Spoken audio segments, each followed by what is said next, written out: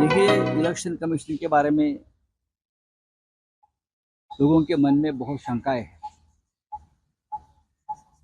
Election commission एक neutral body है, एक संवैधानिक संस्था है, लेकिन जिस तरह से बार बार हमको जाकर सभी विपक्षी दलों को जाकर चुनाव आयोग के सामने हाथ जोड़ना पड़ता है, कुछ बातें सामने लानी पड़ती है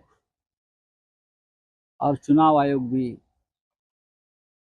सुना अनसुना करती है, ये इंडिपेंडेंट बॉडी का लक्षण नहीं है। प्रधानमंत्री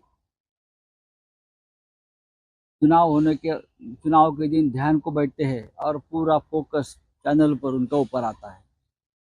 ये एक प्रकार से आचार संहिता, कोड ऑफ कंडक्ट का उल्लंघन है।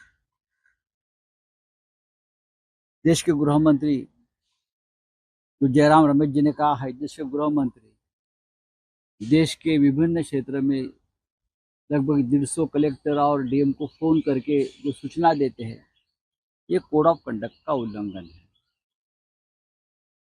पोलिंग एजेंट को जिस तरह से रोका गया पोलिंग एजेंट उम्मीदवार, ये भी ठीक नहीं है, पहले कभी हुआ नहीं। एग्जिट पोल जिस तरह से आ रहे हैं और उस माध्यम से प्रेशर किया जा रहा है लोगों के ऊपर मानसिक, ये भी कोड ऑफ कंडक्ट का उल्लंघन है। कल अब काउंटिंग शुरू होगा, तब क्या होगा मुझे पता नहीं। तो हम बार बार ये चुनाव आयोग से कहेंगे कि आप इंडिपेंडेंट, एक कहना पड़ता है इस देश में लोकतंत्र में कि आप इंडिपेंडेंट बॉडी है, आप समझ लीजिए, आप किसी के गुलाम नहीं हो, चाहे बीजेपी हो चाहे और कोई सत्ताधारी पार्टी हो, आप उनके गुलाम नहीं हो, आप इंडिपेंडेंटली काम करो। लेकिन चुनाव आयोग काम नहीं करता। चुनाव आयोग बीजेपी की एक्सटेंडेड ब्रांच, बीजेपी की एक शाखा इस तरह से काम करे, इसलिए इस देश का लोकतंत्र 10 साल में संकट में आया, खतरे में आया। तो हम कल पूरी एकजुटता से हमारे लोगों को कहा है, आखिरी होठ की गिनती होने तक आप वहां बैठिए, डट के रहिए।